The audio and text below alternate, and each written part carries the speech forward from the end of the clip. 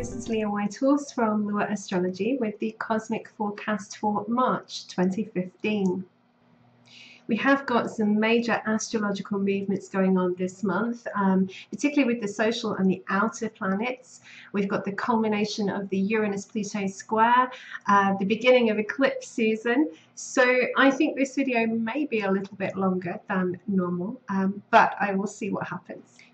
The month kicks off with a revisit of the trine between Jupiter, retrograde in Leo, and Uranus in Aries. Now this occurred first of all last September when Jupiter was going forward.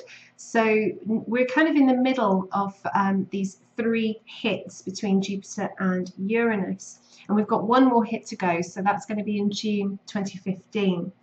We get three chances then to explore this dynamic between these two planets. I often think of these three hit transits as mind, body and soul. The energy is working on mind, body and soul.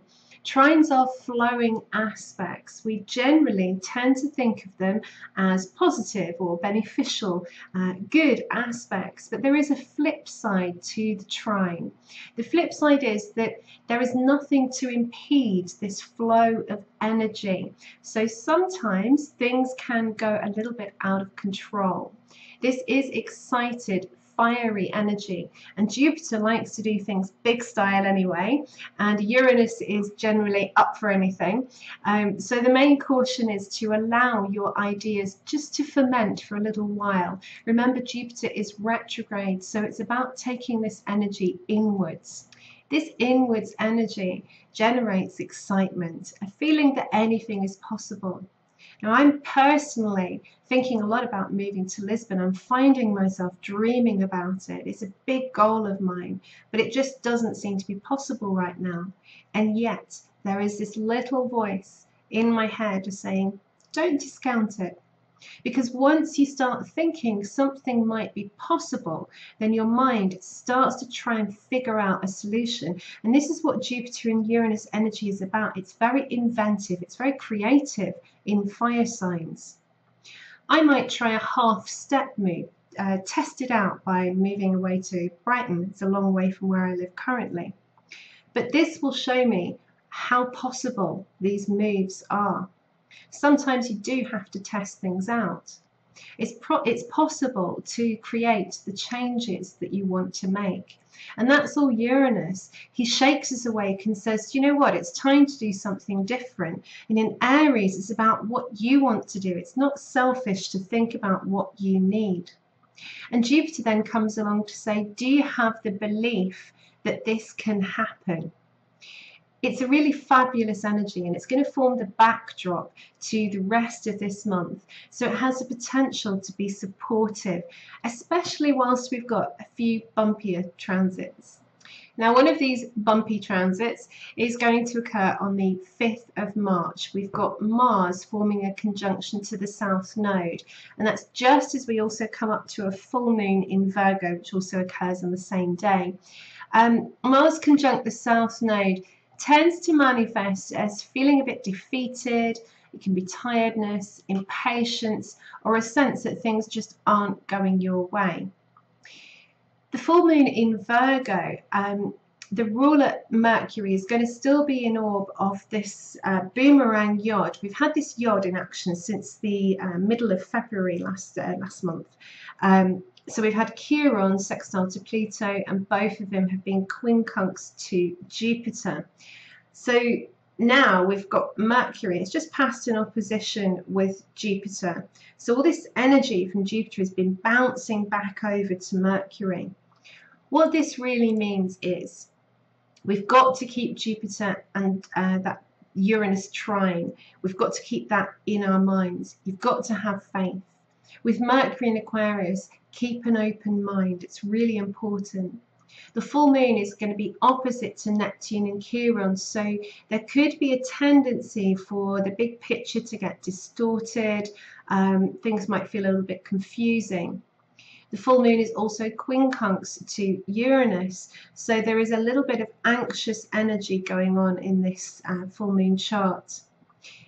With a Virgo moon, it's very easy to get flustered when things aren't perfect, but you don't need to go for perfect. This is the point. You can get it to be good enough, and good enough is acceptable. The saving grace comes from a trine from the full moon over to Pluto, so it gives it a little bit of a power kick. Keep your focus on the task at hand. Let go of old habits and routines that aren't working for you. Power comes from purging, fasting, clearing out, eliminating. There's also something in this moon about getting rid of the desire to keep up appearances or pretenses. The more real you are, the easier it is to embody and develop your best qualities and skills. Mars enters the picture on the 10th of March by exciting all the planetary action going on. It excites the trine between Jupiter and Uranus, and because it's going to conjunct Uranus and then square Pluto, that's on the 11th of March, it's basically just bringing everything to a boiling point. We've got Uranus and Pluto getting closer and closer and closer together, so we get this feeling that things are just building up and building up and building up, and Mars is like a trigger. Things could come to a head earlier than expected with Mars. It's useful to make a note of your own triggers as well. If you feel like your buttons are being pressed, just make a note of it. Count to 10, because this energy is very volatile, and if you lose your temper, it could be quite volcanic. There is a tendency to feel that you might be up against the world, and although this could produce sort of really wildly courageous acts, that's something that could come from this energy. It also can be very rash, and Jupiter's in this mix as well, so it's rash and it's brash and it's I do what I want to do. Basically, the best way to use this energy is to apply it to situations where you felt too scared or too stuck. It can help you to make the changes that you need to make. Calculated risks can work really well under this energy, but uncalculated risks have all the hallmarks of creating a drama out of a crisis. Mercury moves into Pisces on the 13th of March, so maybe you're feeling like getting some headspace, a bit of downtime, just to siphon off some of this very tempestuous energy that we've got going on, particularly with Mars. It is a perfect time for prayer, for meditation, for a peaceful walk in the park. If you felt some frustration with Mars as well, this really allows you some time to collect your thoughts and just come back to yourself. It also puts you in a more compassionate frame of mind, so anger can turn to understanding, even if you don't agree. Some further inward motion comes with Saturn turning retrograde in Sagittarius on the 14th of March. It's rather like Saturn's realised that there's one more thing to sort out before he starts this learning process and exploration of Sagittarius.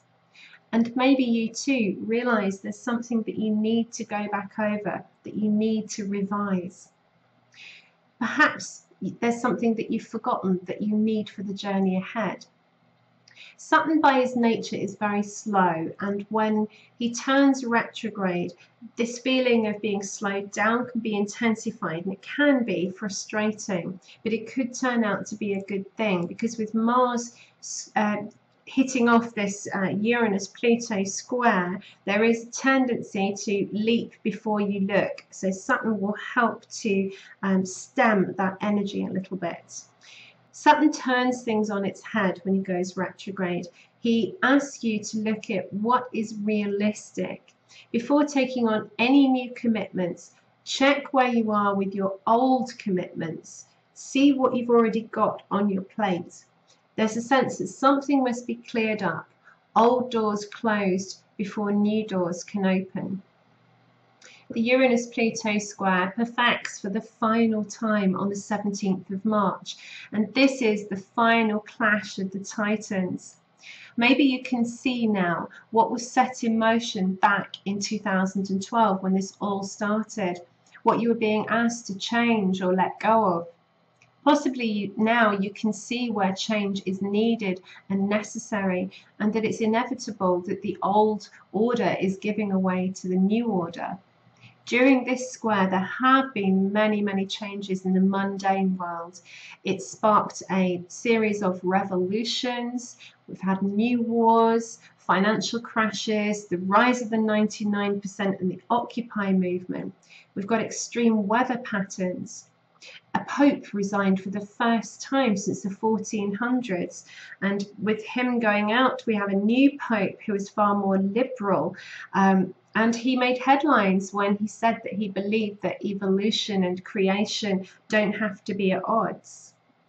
The Uranus-Pluto Square exposed the huge sexual abuse scandal which was rife in the BBC, which caused the fall of some well-known and very well-loved established personalities, and forced out into the open underhand wheelings and dealings between institutions and governments through WikiLeaks.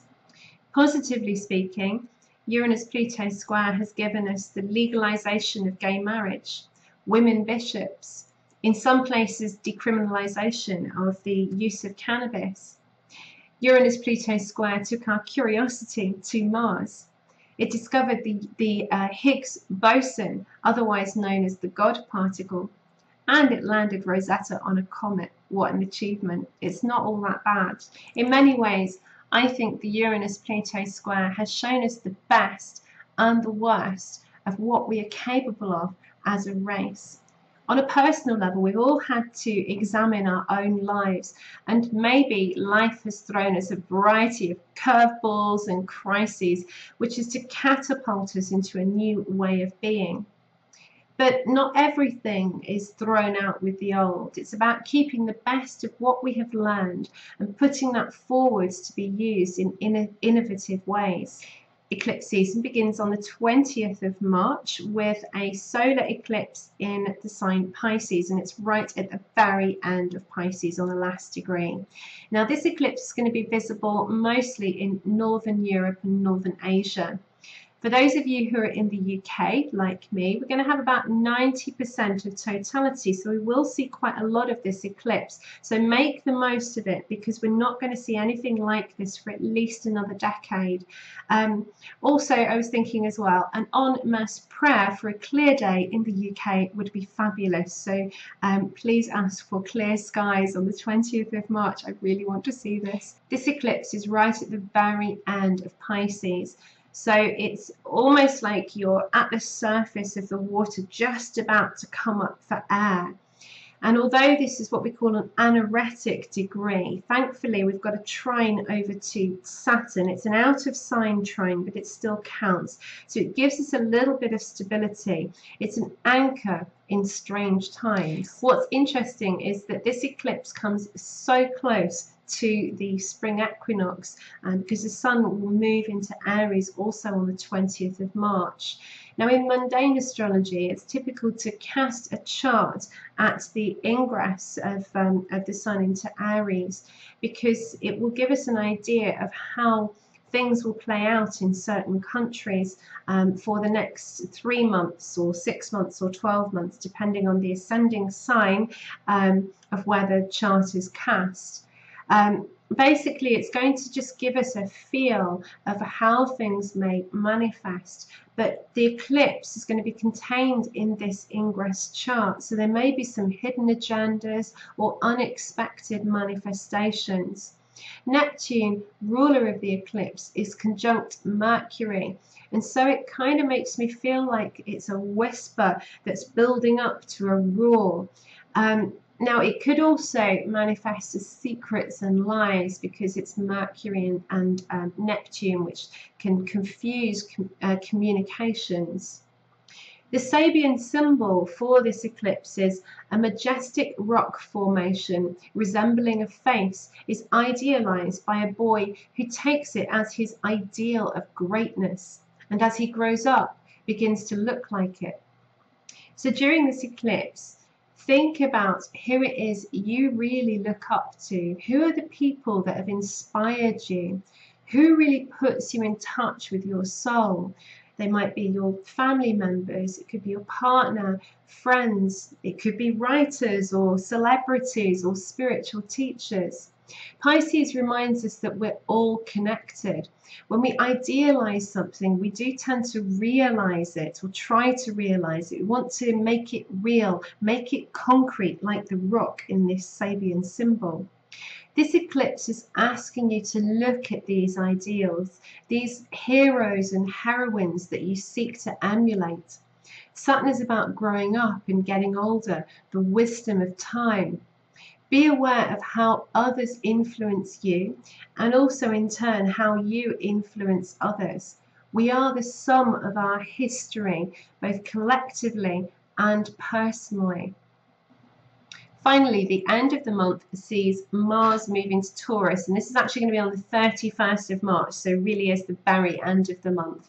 And it reflects the slowdown that Saturn is also bringing us with this retrograde action. Mars evokes a very powerful and determined edge when he moves through this sign. It can be hard to get going to start with, but once you get going, there's little stopping you.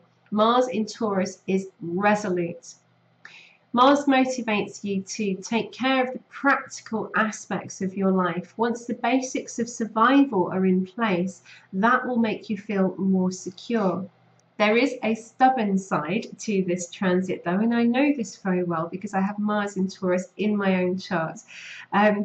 Anyway, sometimes the defense mechanism with Mars in Taurus is just simply to resist, dig your hooves into the ground and just no, no, no.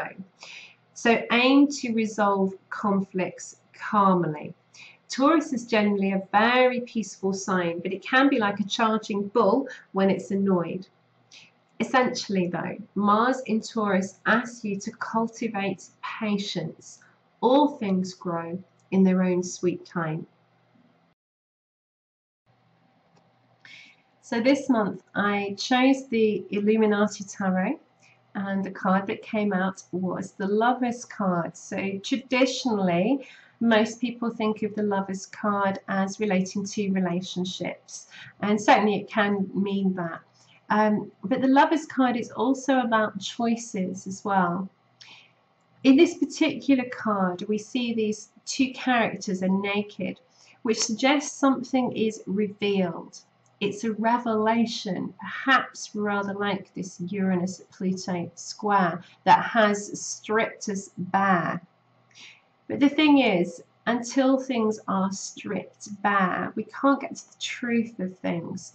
In order to make a wise choice, you have to see things as they really are.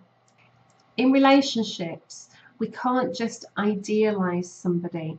We have to see the very real and human person behind the romantic haze. With Saturn turning retrograde, we're reminded that there are limits. We have to have healthy boundaries with each other, whilst at the same time recognizing that we have this divine connection. Sometimes we don't like it when certain things are revealed, either about ourselves or about each other, and it can be a source of conflict.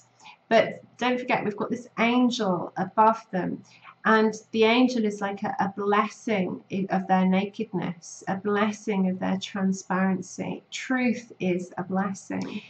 It's possible with all this planetary action that's going on, and the appearance of the Lovers card, that this month there may be some kind of crossroads to negotiate.